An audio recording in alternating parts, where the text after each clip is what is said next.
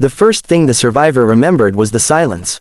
Not the peaceful kind that followed prayer, but a thick, frightened silence, the kind that pressed against the ears after screaming had finished. The church bell had stopped ringing halfway through its call, as if even the metal had lost faith. 31 people lay dead beneath the stained glass windows of St. Kepha's Chapel. Only one breathed. 20 years later, no one believed that child anymore. St. Kepha sat at the edge of the town like a forgotten thought.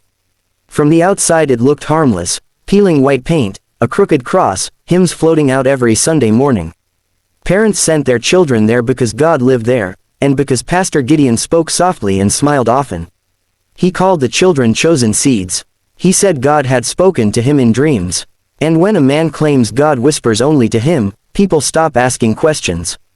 The cult did not call itself a cult. It called itself the inner fold, a deeper church, within the church. Only the most devoted were invited. Night services, locked doors, candles instead of electricity, confession that lasted hours. By the time anyone outside noticed something was wrong, it was already too late. Tears of joy. On the night of the massacre, rain fell like judgment.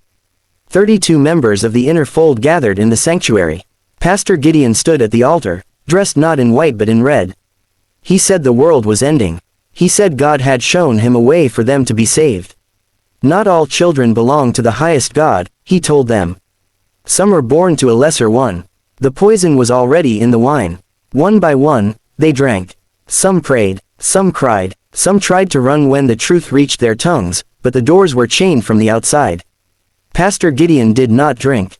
He watched. When the screaming began, he raised his hands and sang. The survivor was a child named Eliora, 9 years old, hidden beneath the altar after spilling her cup. She stayed silent as bodies fell around her. She stayed silent when Pastor Gideon walked among the dead, checking pulses, whispering blessings to corpses. She stayed silent when he knelt beside her mother's body and smiled. But silence could not save her forever. When Gideon reached beneath the altar, his eyes widened, not with fear, but recognition. "You," he whispered, "you're not meant for this." He left her alive, and then he vanished. The town buried the dead and buried the truth even deeper. They called it mass poisoning.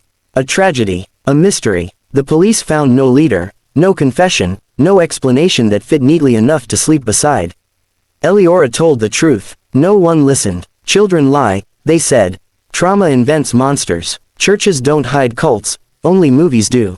Eliora grew up carrying 31 ghosts and one unbearable memory. She was spared for a reason. Hushed face. 20 years passed. St. Kepha's reopened with a new pastor. New paint, new smiles. The bell rang again, and then children started disappearing. Just one at a time. Always after late night, special prayers. Always from families the church called deeply faithful. That was when Eliora returned. She stood in the back pew during a Sunday service, her hands shaking as the new pastor spoke. His voice was different, but the words were the same. Chosen, special, set apart. Her blood turned cold when she saw the symbol carved faintly into the pulpit, a broken triangle inside a circle. The mark of the inner fold. Pastor Gideon had taught someone else. That night, Eliora broke into the church.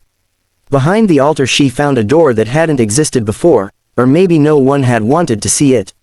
Underground, the walls were lined with names. 31 carved deep and old. And beneath them, new ones, fresh, unfinished. Center of the room stood a mirror. Written across it in dried, dark red letters were the words, "The lesser God still hungers." A voice spoke behind her. "You came back, just like he said you would." The new pastor stepped into the candlelight, smiling. "He told us you were proof," the man continued. "Proof that the sacrifice works." Eliora turned, tears burning her eyes, not with fear, but fury. "No," she said, "I'm proof you were wrong." She lit the match. The fire that consumed St. Kepha's burned hotter than any sermon ever preached there. Hidden rooms were revealed. Bones were found. Recordings. Journals. Proof no one could pray away. This time, the world listened. And when reporters asked Eliora why she believed she survived, she answered quietly, "Cults don't create gods. They create excuses. And sometimes, they leave a witness." Some say Pastor Gideon's body was never found. Others say that on quiet nights, when the bell stops mid-ring, you can still hear singing beneath the church ruins.